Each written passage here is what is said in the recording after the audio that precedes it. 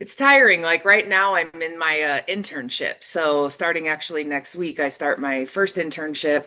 Just finished my practicum, which in the US we have to do 700 hours for mental health in our school. So I finished the first term, that's 100 hours. Now each of these next two 10-week terms are 300 hours plus working, plus school, plus a man. So yeah, Three it's a jobs little there? bit. What my what? No, I said like that's three jobs there you just mentioned. Or four. Work, school. Yeah, my man. Yeah, I guess it is three. And then trying to handle my own mental health in the process and not go Yeah. too crazy. As I get deeper into my relationship, I've realized it's like a job. You don't clock out. You clock in and it's forever. Yeah, you can't clock out because then stuff goes bad. How is your relationship going? It's going well. There was Good. ups and downs I think like a lot of people experience. Yep, I One do. of the struggles we had earlier on, I want to say maybe towards the end of the first year was, and maybe we kind of waited long to figure this out, was that we love each other. We want to be loved differently. Yes. And the way that she wants to be loved actually is the way that when it was presented to me as love, it was a way as to like, it didn't hold a lot of weight. Like, so for Mhm. example, like giving gifts, if you're going to use the love languages, right? But for Yeah. me growing up, it was always, okay, shut up, train, here's a toy. Mm. Right. And then on the It's an reverse, interesting concept. yeah, like mine was like, give me words of affirmation. Tell me I'm doing well and you know what, Pretty you common care for men. for men, right? And that's what I told her. And then for her, like when men want to take advantage of women, what do they say? All kinds of nonsense in their ears, right? So for her, she grew up not believing it. So it was interesting to see how Hmm. our primary way to express love was one of the triggers for us, but then we worked through it and we found secondary ways to love each other. Yeah. And the interesting thing about love languages is it's not about how we want to be loved. It's about learning to love your partner, how they need to be loved. And it's complicated. And I do believe that that's a really valuable skill set to learn. And it's a valuable test that's free online. You can take it as a single person, you can take it as a parent regarding how your children's love languages are, because they're all little people. And parents kind of, I think, sometimes forget like, it's not just about you being the adult and them being kid. You are raising individual human spirits. And they came as their own person. And as much as parents want to like shape them, they can't always. It's the nature versus nurture. But it's an interesting concept because like my number one post abuse was very interesting. Post my abusive relationship, my love language was very different. Now it's completely different from that. So before it was always like quality time. Now 100% mine is physical touch because it has like safety in the physical touch.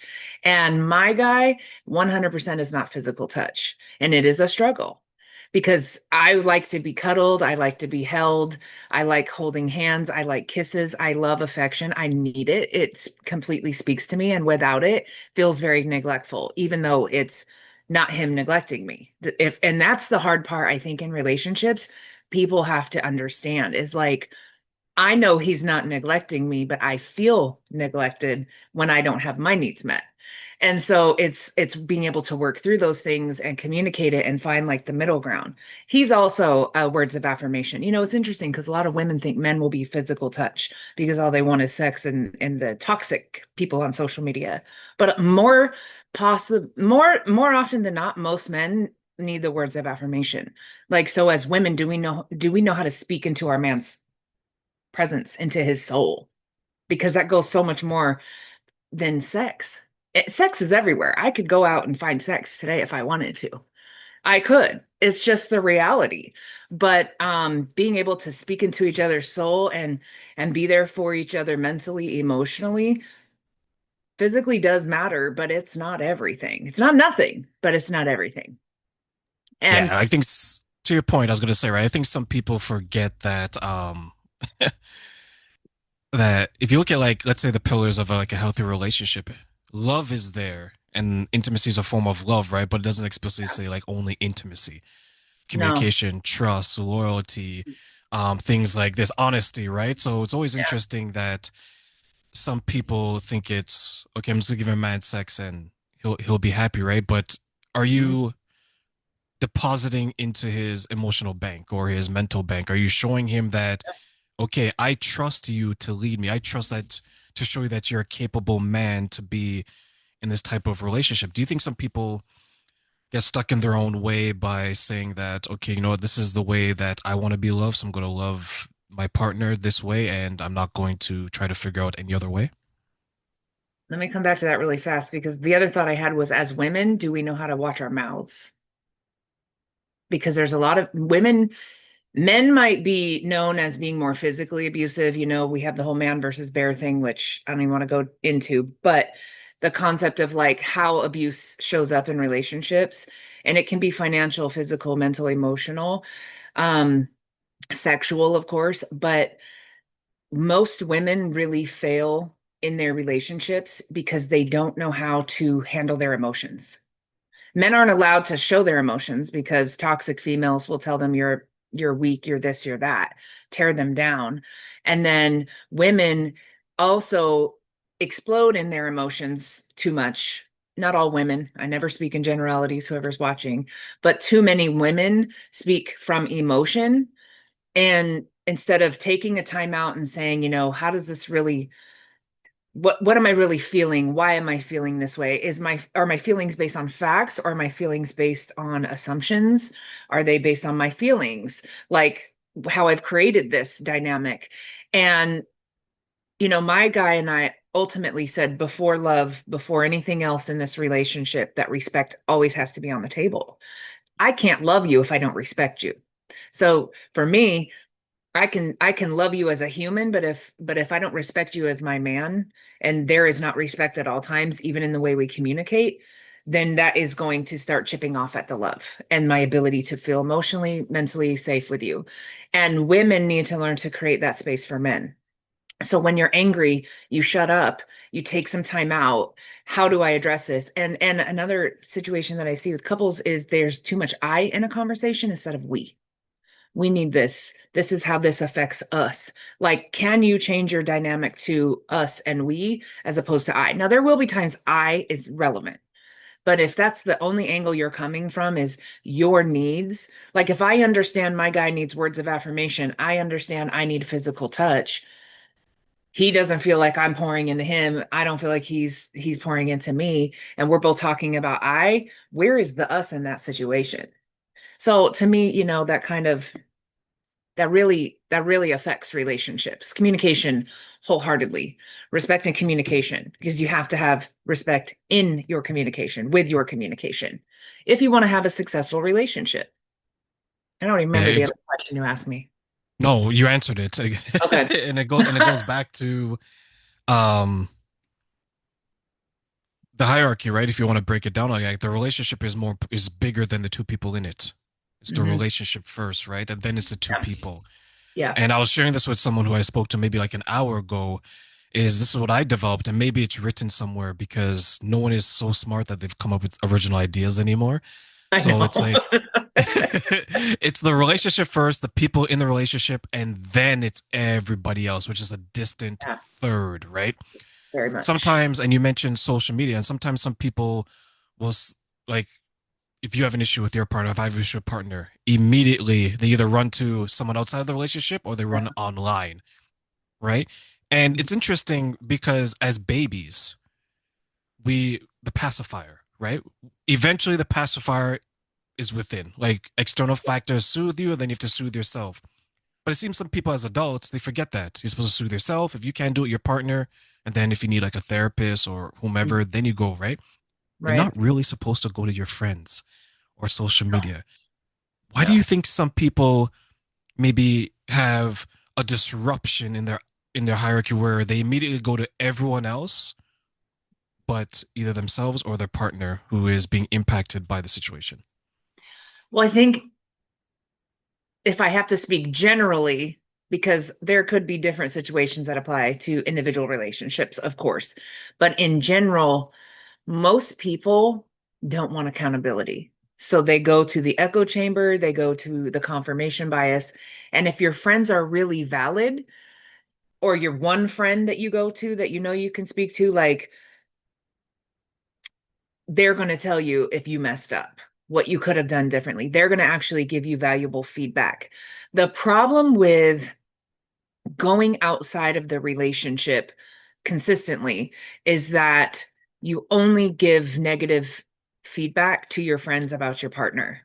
And it doesn't mean that your whole relationship is negative, but we don't call our friends and go, oh my gosh, girl, he brought me flowers. Oh my gosh, he planned this most of me. We don't brag on our men to our people, or I don't even know what men do. So I'm not going to pretend to say if you guys talk about stuff or not. But you start to get all these outside influences, and most people are going to give us information based on their own wounds, and that's where it becomes a problem. When you see these people who go viral on social media, they go viral not because they're telling you how to better your life, not because they're giving you words of information, not because they're pouring into your spirit and helping you to heal. The people that go viral resonate with the wound, and they speak to the wound, and they let everybody stay in that wound space as opposed to the accountability to choose to move out of that wounded space. So I mean, there's a lot of different reasons people can go outside, but it's ultimately it's not healthy. That's what professionals are there for. And I do think that you should also have a conversation in your relationship about who is okay to speak to.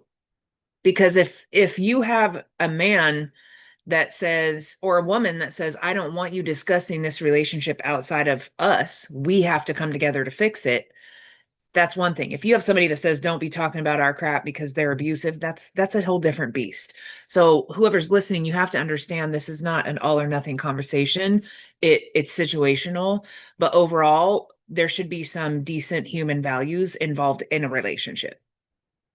If I'm I being think abused, I'm going to talk to somebody outside my relationship. If I'm having interrelationship problems, I have to talk about it with my guy.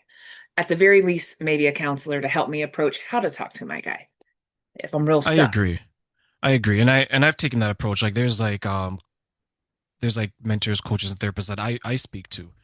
And I shared this with my partner, and she made the joke. She's like, "Why? Like you do the?" I'm like, "It doesn't matter what I do right. There's always a possibility of doing something wrong, Mhm. right?" And fortunately, I've been able to do some of the work to identify that before it happens. But Yeah. we all need work, right? And I find sometimes some people are a little bit either dismissive of the therapy, the counselor, whomever, Mhm. or they're arrogant in a sense that I don't need Right. anyone's advice, right? And this is not necessarily her, this is me speaking in general. When I shared back with her that I spoke to someone for about 2 hours, and I shared that I need to understand where some of the issues within myself was happening, and maybe that was showing up in our relationship. And I said that Mhm. ultimately what I figured out is that there was doubts that am I capable to achieve all the goals that I've set out? Right. And then I told her from a man's perspective, that's very important because I believe it's my responsibility to provide safety and security for you. Mhm. So if I'm feeling incapable of achieving certain task and goal that I have, it's a problem for me because you may not feel it, you may not see it, Right. but I'm going to see it and feel it. And then I guess my question for you, Britt, is that do some people in general struggle with identifying where they need assistance with in able to maybe better the relationship not only for themselves but for their partner and overall for the two people involved? Well, people, so what comes to mind when you're talking to me is like self-awareness. And I've met a lot of people that say, "Oh, I'm highly self-aware," but they can only tell me the bad things about themselves. Well, where's the goodness inside of you? This is what I see inside of therapy appointments, inside of running groups. And they're like, hmm. So they've been so beaten down somewhere in life that they don't know that all they can tell me is they're bad. That's not self-awareness. That is being brutally awful to yourself. Self-awareness means I can tell you what is absolutely amazing about me and where I'm still working, what I still struggle with. And so having self-awareness inside of a relationship and letting go of the ego. Like, and there's different reasons why people don't want help. There's so many reasons why people don't want help. What I find being in the trauma world is that trauma starts to define people, life experiences, they internalize it and they put it on like it's a jacket. Well, this is all the things that has happened to me and this is my story. That's not your story. That's what happened to you. And I'm a big Carl Jung fan.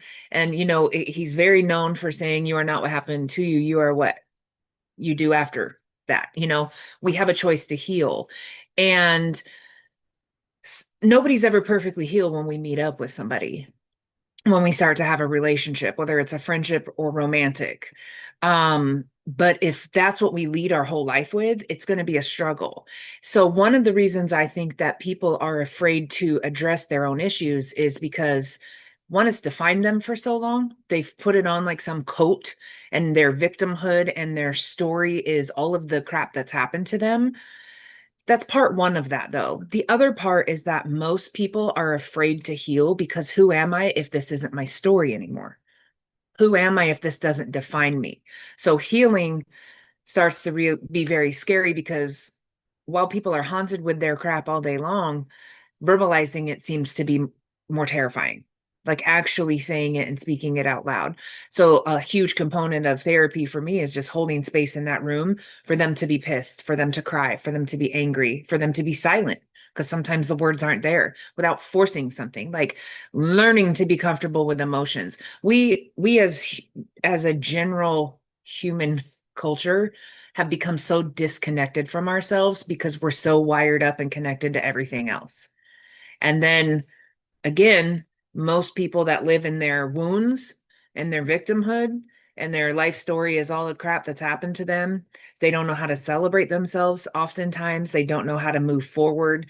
They may not have resources. I mean, this is not a judgy statement from me. There's so many individual things that apply. But in overall, what I see in the field and in life is fear, and fear holds people back. And then instead of going and finding the legitimate people that can help you, they get online because everybody's got a full platform now, and they go and they listen to the people that they're like, oh, I'm a domestic violence survivor too. Cool, but that's not who you want to sit with. You want to sit with the domestic violence survivors who have overcome it, that are living and thriving in life, not just there. Even though being stuck in that it is part of the process. Like, I don't know what to do. Your brain shuts off. Trauma messes up the brain. That's a whole episode in and of itself, but it's really hard to move forward. It's hard to hold ourselves accountable. And accountability is something that I see greatly that people want to run away from. Because even though it's not my fault what my abusive ex did to me, it was 100% my choice to heal it so that I could live in a happy relationship, so that I could still move towards my goals, so that I could still live a happy life.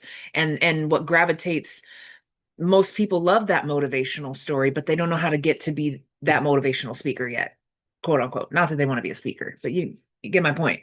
Move forward. Survival mode is part of the process, but if that's where you unpack and live, it's going to be a struggle the rest of your life.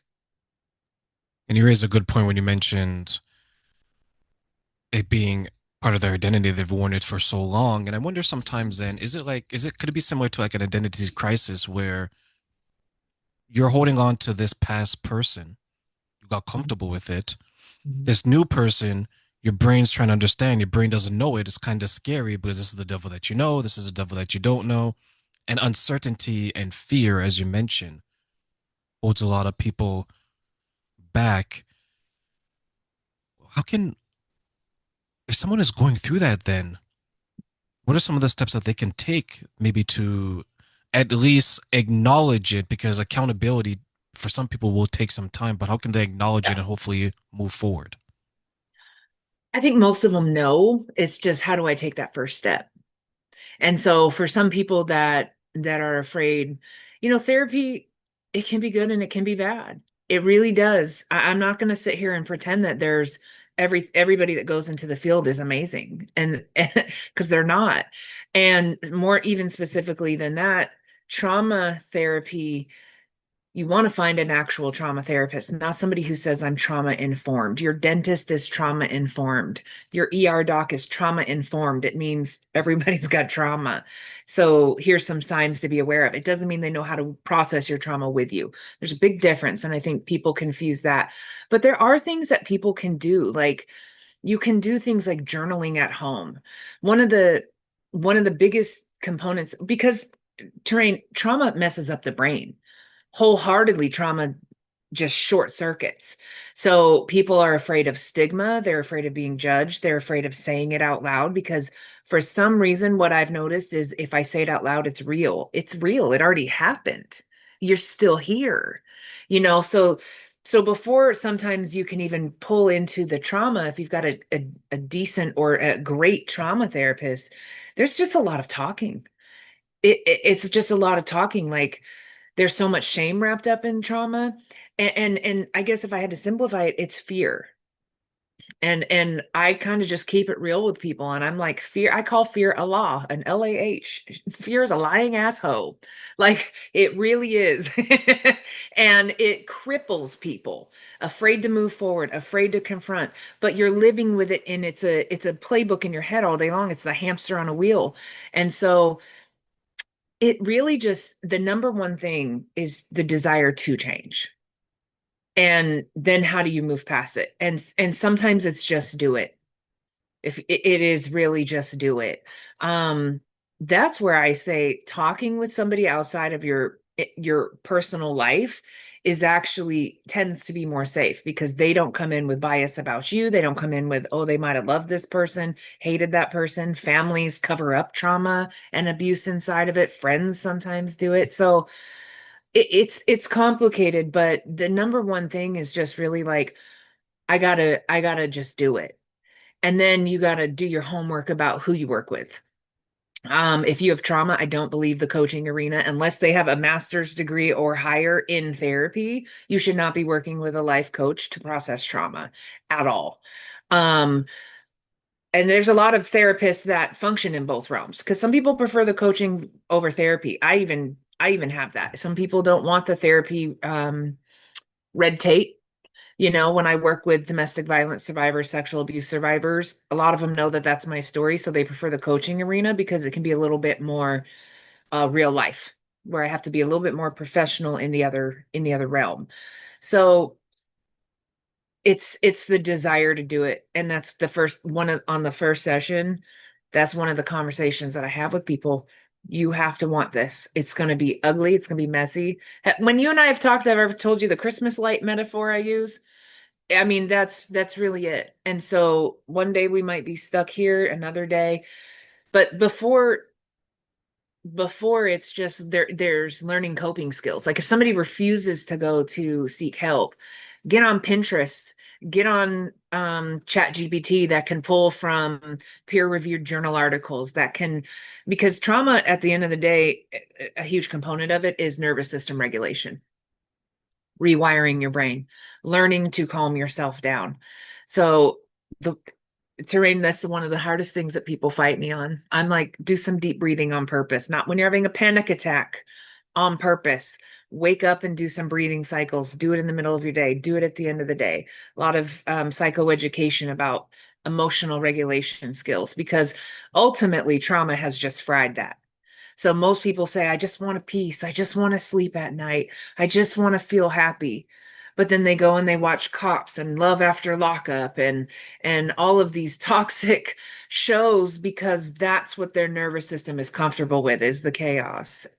It's complicated. There's no simple answer, and everybody's path to healing is very individual.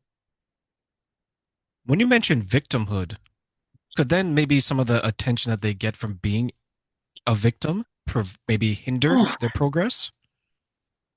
I hate the word victimhood for some reason because there are people who very much have a victim mentality. We know that.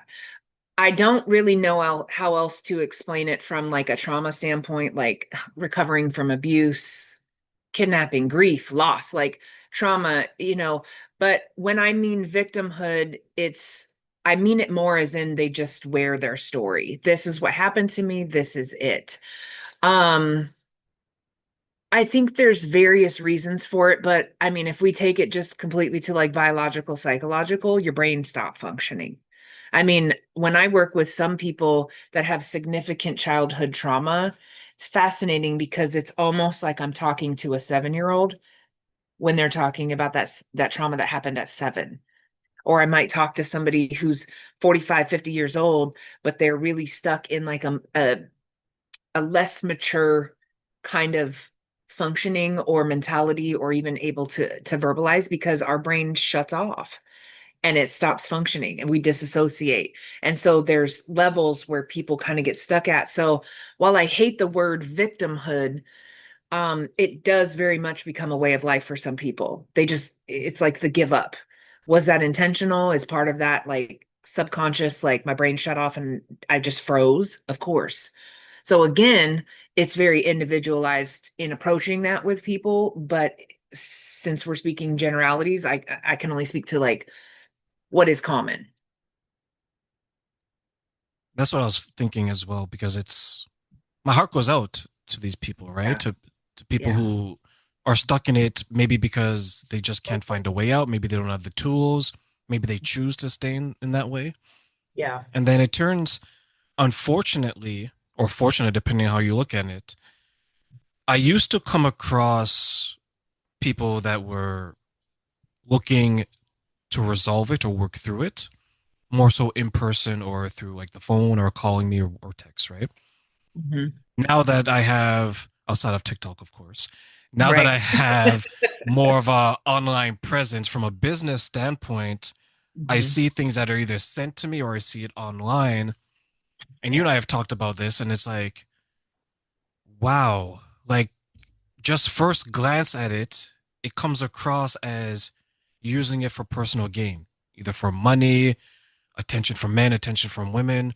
I Right. remember one woman, she had a bad experience with a couple of past relationships, and she was sharing that she just wants to be loved, right? She just wants to feel the type of love that she was told as a child. Maybe she saw it in Disney movies, whatever the case is. Mm.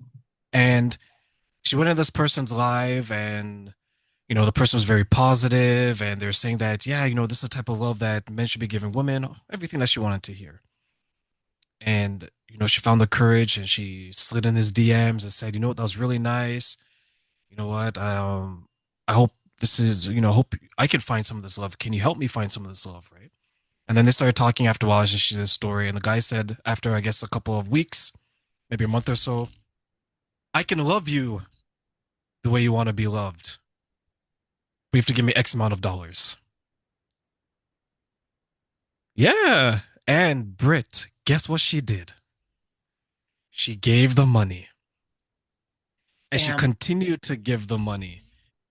And when you speak of trauma and things like that, I'm wondering then in this case, even though we don't know her full story, Yeah. could that have been a response to a previous trauma that she felt that she has to do these extraordinary things to keep someone's attention, even though it's not the type of love that she wanted? She has no business dating right now because she does not love herself. She is looking for outward validation. She's seeking love to fill something that she lacks within herself. And when women and men don't are not self-fulfilled here, 100% confident. I mean, and when I say 100%, you can be really solid in who you are and still want companionship, still seek it and need it. We're humans. We're meant to have companionship. We're meant to have people around us. Um, but when you're willing to do something like that, this has to be fixed. This has to be fixed. And so it's usually low self-esteem. Even back to her childhood, everything could have been conditional. You can do this if you get this, very much a reward system. Like that absolutely goes back to childhood trauma. Um, but yeah, I mean, there's nothing wrong with seeking love, but if you're having to pay for it, if you're having to buy it, if you're having to fake who you are for it, you got more internal work to do. And what I a wonder, shame on him. That's disgusting. but Tell me his name because I need to go to this man's live and no, let I him don't know know his about name. him. That's I don't know his gross. name, right? Ugh. And this was, yeah, I don't know the person's name, but because I've taken like a hiatus from going into lives. I think the last one I went in was with like yourself and Bink. And how Oh long yeah. ago that was It's ago, so right? random that we went. Yeah. Yeah, it was so random, right? But I look at it Yeah, and yeah. it's just sad. And Hmm. that's like for me, money is such a sensitive thing for me, right? So when I hear Yeah. these stories, I get a little more upset maybe than the average person. But I look at it as, I remember I made this joke to my partner and I said that in another world, there's an evil version of me who does these same things because I know how to do it. I know what to say, right? Because Honest. Yeah. I'm being honest, right? And I told her, I'm like, there's because I'm trying to get her to understand that from a male perspective, when you come across men that do that, it is so low Mm. from a male Mm-mm-mm-mm. perspective, right? It Where like lit a fire in she's my belly. yeah, right? Like where she's looking at it as, well, it's bad, but is it really that bad, right? Because they agreed as two adults. I'm like, you have to That question understand right there, is it that bad? It's very similar to, well, when it's good, ma'am.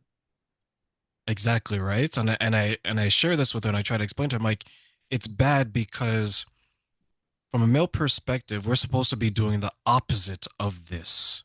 Yeah. Right now, fine. Yeah, she agreed. He agreed. They agreed to exchange money. I get that perspective, right? Yeah. But someone is being taken advantage of, and the thing is, when from a male perspective, when a man does it, we know that he's preying on someone's emotional state. Where, let's say, in a lot of ways, women can't do that. Women may prey on a man's sexual state or Right. provider state or financial Yep. state, right? Hmm. So, and then when she's like, yeah, that does make sense. Like I see, she's now getting it right. And they said that also we have to understand sometimes is that a man that does that, he'll do it to his female friends Hmm. as well, right? And I Yeah. said that and I asked her, like, how many men do you know that will say that, can you come and pick me up? Can you give me money for my gas? Can you help pay for this trip? Can you do all these things? And she's like, Oh, yeah. right, Or I know bros. so many, right? She's like, oh, I know so many. I was like, and you probably didn't even think about that they were that way. But now the light goes off, right? Do you find that some people have people around them that are reminiscent of a trauma they went through, but they don't see All it the in that time. person? All the time. Because if you're a man or a woman that wants to be with somebody else because they need you to actually function in life, that's a childhood wound deep at its core. Nobody can convince me otherwise. If you are having to parent your partner, you are trying to give something to a grown adult that you did not receive in your childhood and quite possibly obviously probably didn't experience in a health you've never had a healthy relationship. These are people pleasers. These are people that everything in their childhood was conditional. You had to get great grades to be loved by dad. Mom, you had to be pretty and you had to look a certain way. Like, of course this deeply stems from childhood trauma. And there are some people that had pretty decent children experiences but then had abusive relationships in their adult life that they didn't heal from. Instead of doing the work, they just jump relationship to relationship. This is why so many women just throw their bodies out because men are simple enough to go, cool, if you want to give it to me, I'm going to give it to you. But they're the same people on a live talking about women are hoes and your body count matters. But you're willing to add to the body count. Like the insanity that's there. So yes, it's a complete lack of self-esteem and self-worth. And anybody with trauma, your self-esteem and your self-worth 9 times out of 10 is going to take a huge hit because because what happens is instead of us going, oh my gosh, what a piece of crap, he beat me, he did this, he took advantage of me, instead of them stepping outside of it going, what a horrible person, I can't believe that I even let this person in my life, they're like, I wasn't lovable. I'm not worthy. I'm not good enough. The narrative becomes internalized instead of externalized with somebody else who's screaming in your face that they're a piece of crap and they're not a good person. So tell me how that's your fault. You're taking accountability for an abuser. It's the disgusting cycle of abuse. And absolutely that comes from deep within. Very much so. I shared when you mentioned that, it reminded me of something I shared with someone who they're trying to find a relationship and everyone around them was chronically single, right? I think that's why they got together because the relationship probably ended with around the same time. And Mm-hmm. everyone's like, I hate men, I hate women, not knowing that they're complaining about each other. But anyways, that's a story for another day. So, Logic left the so building. I know, right? So I asked this Dropped in guy, the dump. I was like, hey, you said that you want to get a relationship and things like that. I was like, what examples of a healthy relationship do you have? Couldn't answer the question. I was like, well, what you'll find, or many times what you'll find is that people who are in healthy relationships or marriages, usually their friends are what? In healthy relationships or married. Mm-hmm. All you see is the not so good side. I was like, so where do you get your example from? As well as if these people around you aren't helping you to reach your goals in life, why are they around you? Mm-hmm. Right. So my question to you, Brie, why do you think people Comes just back keep to people around to keep them self-esteem. around? Comes back to self-esteem, self-worth, dead ass, because it's better than nothing. A confident person, somebody, now I'm not saying that just because you have good self-esteem doesn't mean you don't have bad days. And what's a healthy relationship? What I deem as a healthy relationship might be slightly different from you because we might have varying values. So just speaking in generalities doesn't really work either. But people will keep people around because it's better than nothing. But is it? And then you tell me you're depressed. You tell me that you're not doing the things, the goals you want in life. You're not ambitious. You're not striving for more. And you look at your peer group, but you would rather just be stuck here with your peer group than step away from it and be good with yourself. Learn to love yourself. Learn to be like, no matter if the world ended today and I was left alone, it would be lonely, but I would be okay. I wouldn't be destroyed myself because nobody else was around. I'm comfortable being alone. I'm comfortable being with people, good people. I'm not comfortable around everybody, but good people. So, was I always this version of myself? Absolutely not. Because hands down, the person that I am today was because of the healing I did after that abuse. Because when you hit rock bottom and your everything is at rock bottom, the only way to go is up. So, do the work. But, I tell people often there's two things. Four quarters is better than 100 pennies when it comes to our friend circle. And we've all seen it. I did not invent this metaphor, but so much of it is like when we go back to the self-worth, like, are you depressed or are you hanging around people that make you feel depressed? That are also not ambitious. Are you hanging around people that speak to your sadness and contribute to it? Or like we have to step back. And this is where, again, that accountability word is very difficult because it's hard to realize that every single person has accountability to accept, even in most situations. Like just because somebody did something to you doesn't mean that there's not a sense of accountability that you could have had within yourself. Okay. And abuse is complicated. I'm not saying you should have got out. Don't nobody misinterpret that at all. I was in it for 4 years. It's not that easy to get out. However, when I go predate that crappy relationship, I had all the red flags in the world that I shouldn't have been in it. So I had that accountability in my own healing where I really had to confront myself and go, ugh, what was so broken inside of you that you accepted his behavior and looked past it and gaslit myself? So I had to sit with that accountability. Now it's different when it's children and parents and this and that. Nothing is a one size fits all. But at the end of the day, so many people got to work on themselves. Who am I? Who am I if I don't have friends? Do I like the company I keep if I sit by myself? Can I sit by myself?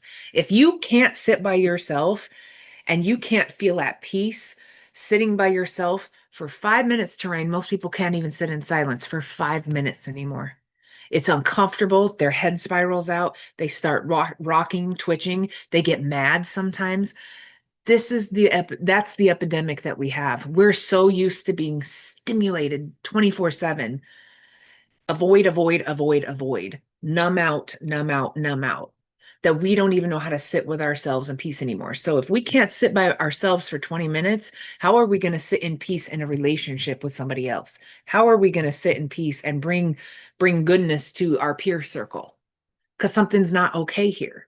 And we don't have to be perfect. We do not have to be perfect. But the other thing that I want to say, the saying that I didn't invent, is so much of people get stuck in their healing process because they want closure. I need an apology. My mom better tell me this. My dad should tell me this. This abuser should, I want his apology. I want her apology.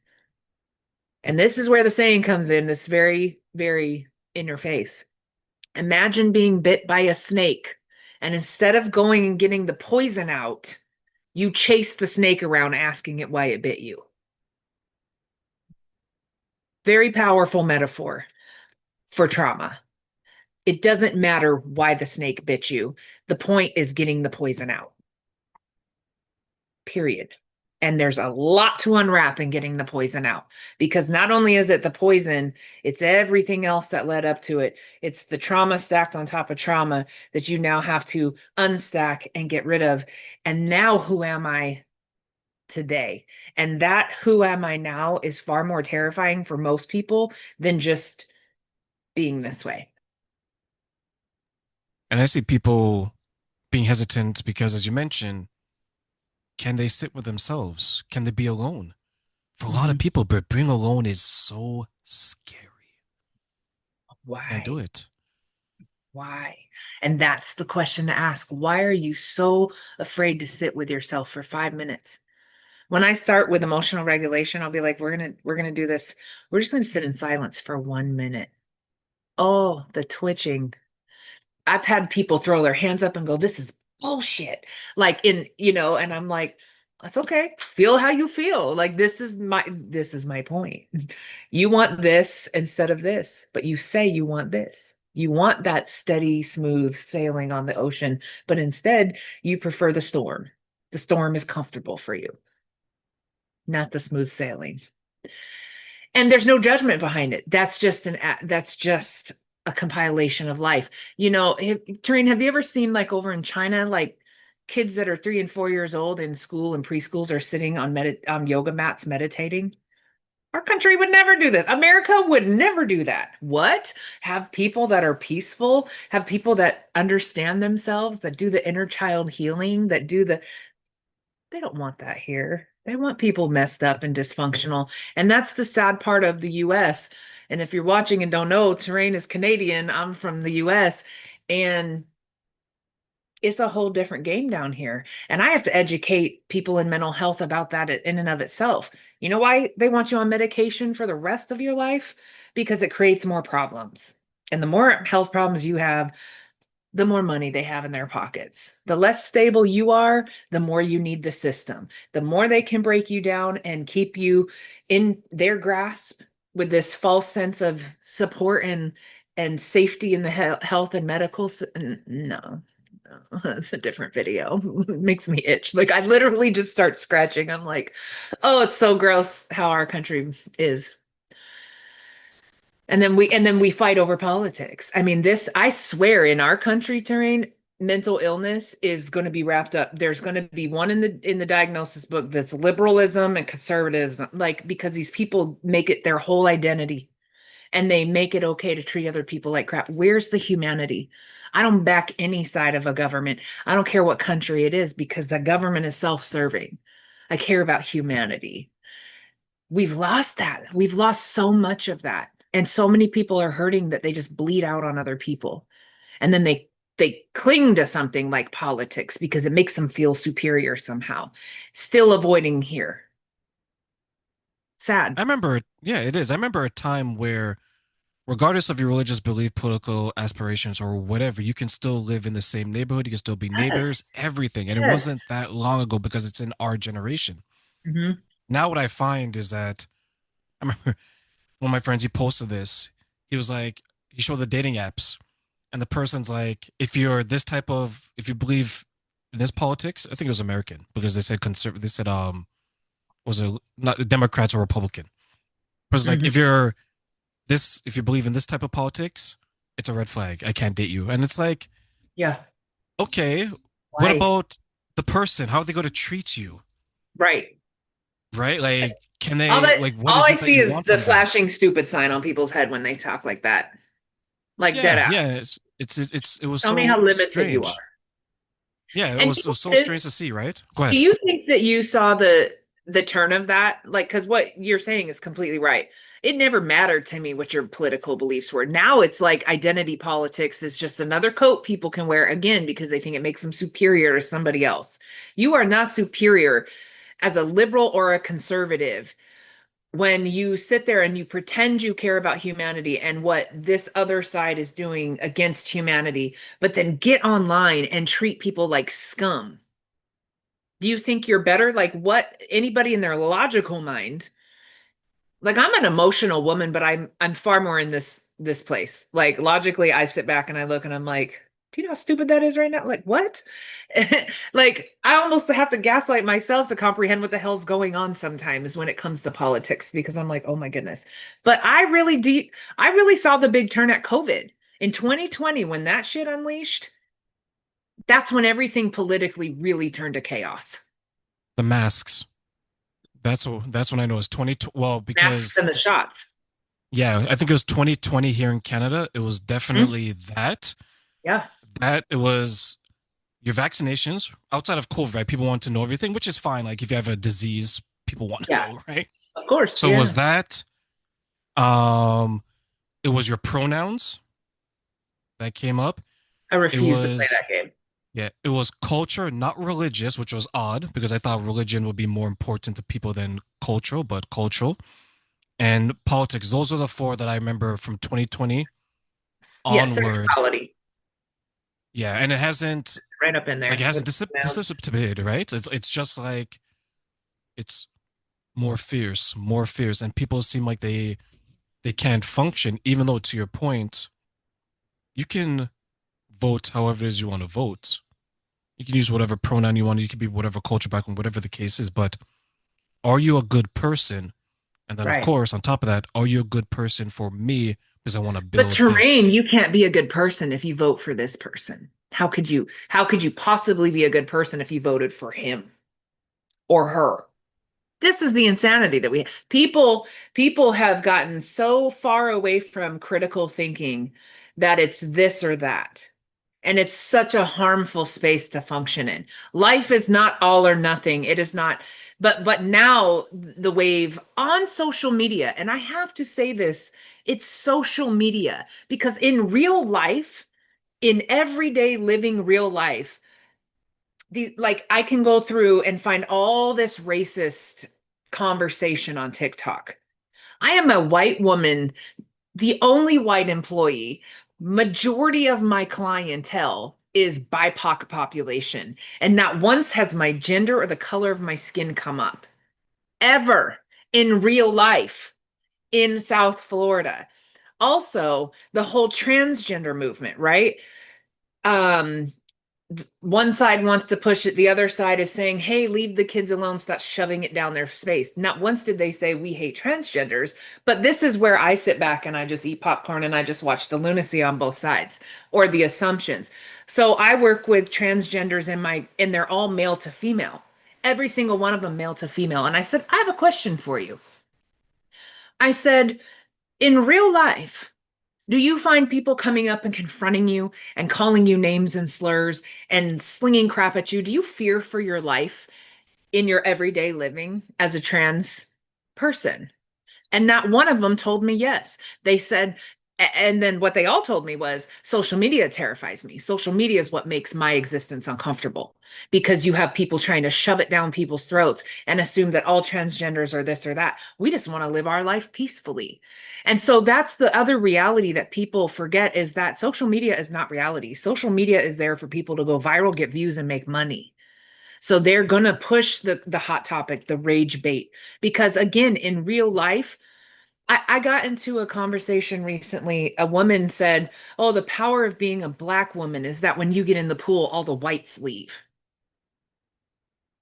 I said, "Not once have I ever experienced this in my real life." Meaning, not that I haven't experienced racism, meaning I've never cleared a pool or seen white people clear a pool because a black person got in it. Like you're doing this shit on purpose. Now, maybe you've had that experience, but this is my point. If you think reality is based off of your social media and your TikToks, when these people just want to put money in their account, you are not choosing logic. And you're disconnecting from humanity because I live in South Florida where there's a hub of everything and everyone down here.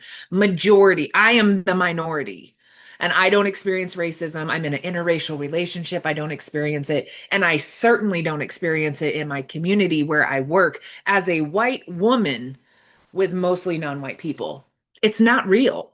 If you show up as a person with goodness in your heart and connect human to human, the color doesn't matter unless you're on TikTok. I tried to have that conversation with a few former friends and they couldn't break out of it. They've become very misogynistic, and I hate using that word, but it I applies know. rightfully here. Yeah. And they've become discriminatory all because of the videos. Like there used to be, I think I've told you about the group chat I'm in with most of the people are married in relationships and most of the people are single. In Mm. the single, nonstop videos of things of groups of people of different shades confronting each other. They've developed a hatred. And I've asked them, you do realize that this group of people, they were always here, but you're making it seem like they just arrived in Canada Yeah. two Yeah. two years ago, right? And right, Right. and then one person's like, "Oh, they're not assimilated, they're not adopting to the ways, they're not accepting the Right. culture." I asked them, black man to black man, what culture do you want them to accept? Because I know you're not Right. speaking about black culture, if I can call it black culture, right? Right. Yeah. So they'll turn around and say that, well, they're supposed to assimilate into who? Into what? Because remember, Right. these aren't words that Canadians use, right? We're not a melting pot where Yeah. you come in and you do your thing, right? Hmm. So social media has impacted them, and they're in their 40s. Social media Yep. has impacted them in the way that you describe because now they can't unsee it, and they've actually developed a dislike and to some degree a hatred, all because of what is being They've pumped let to it them through become the part of their algorithm. personality.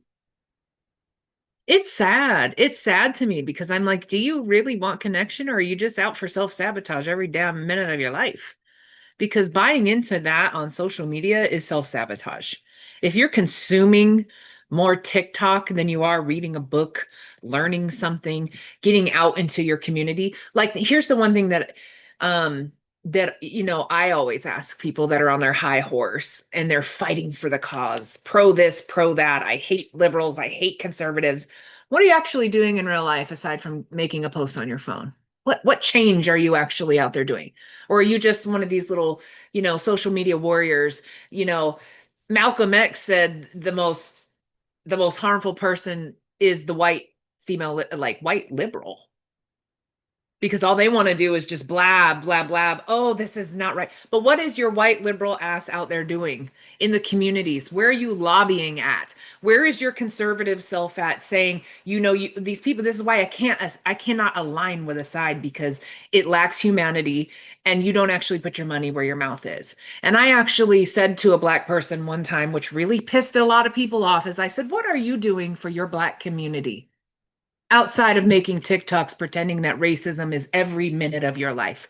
What are you doing to better the Black community? And as a white woman, they're going to come from my soul. What are you doing? I said, well, let me tell you what I do in the Black community, how I advocate in the Black community, how I help the Black community heal.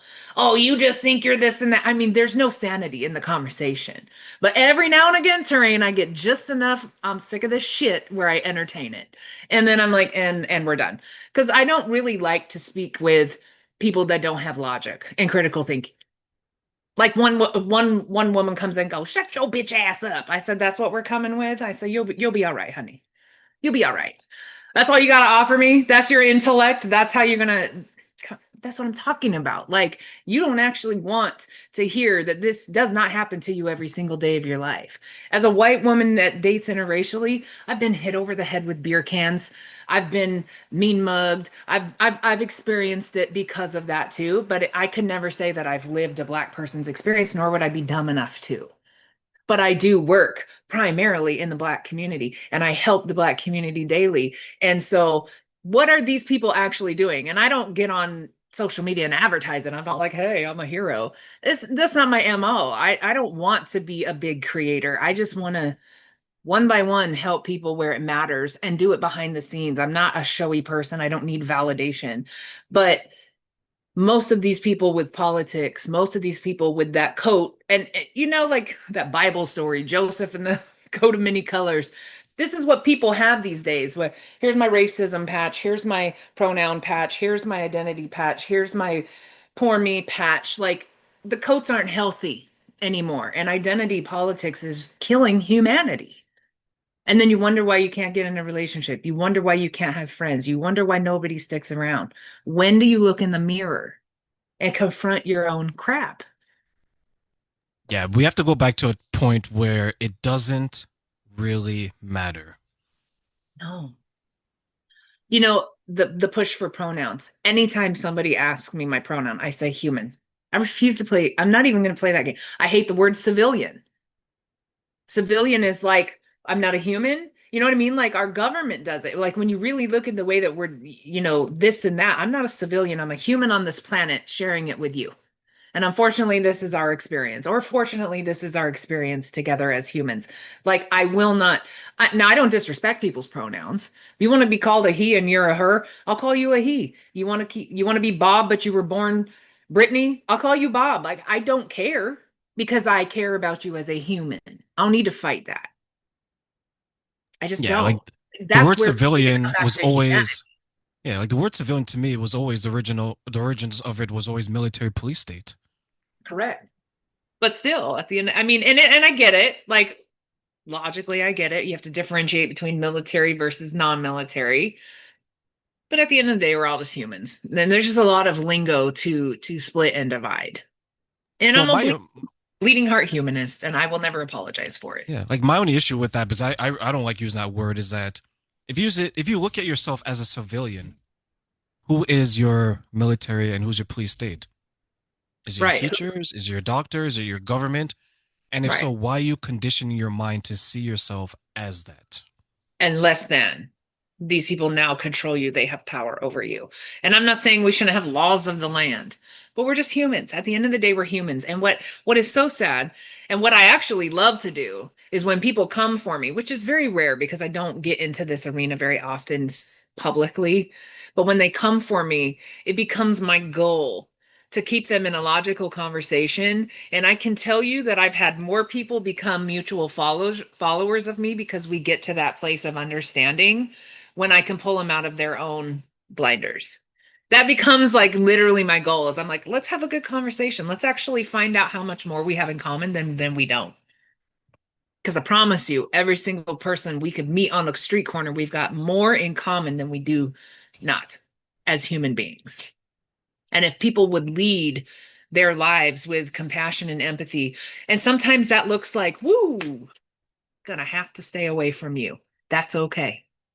You don't have to be for everybody, and you don't want to be for everybody. And if you do, this is where boundaries need to be addressed. Like, I don't want to be for everybody. Not everybody's going to want to work with me as a counselor. I'm okay with that. If I'm for everybody, I'm not being me. I'm not doing something right because that Wait, means I'm I'm a chameleon. I'm changing just to accommodate you, to accommodate you, to accommodate you. Where did I go in the place of all of that? Bro, let me ask you, on top of that, I'm going to give you, as we close, three wishes. Alanis Mm. Janab. Uh-oh. And I want you can use it for this question. What are three things you wish people knew about boundaries and why? Oh crap, that's such a big topic, Terrain. I wish that people would see the happiness boundaries bring. I wish that people would see that the lack of boundaries is people pleasing. And I wish that people would see the lack of boundaries is self-betrayal. And I know those sound kind of negative, but they're very empowering. If you realize that it's people pleasing and self-betrayal, you have the power to change your whole life. People are afraid of rejection. Again, I mean, boundaries are wrapped up in self-esteem issues and conditioning. Um, but I'd rather set a boundary and lose somebody and just have peace than continue to betray myself to accommodate you and keep you comfortable.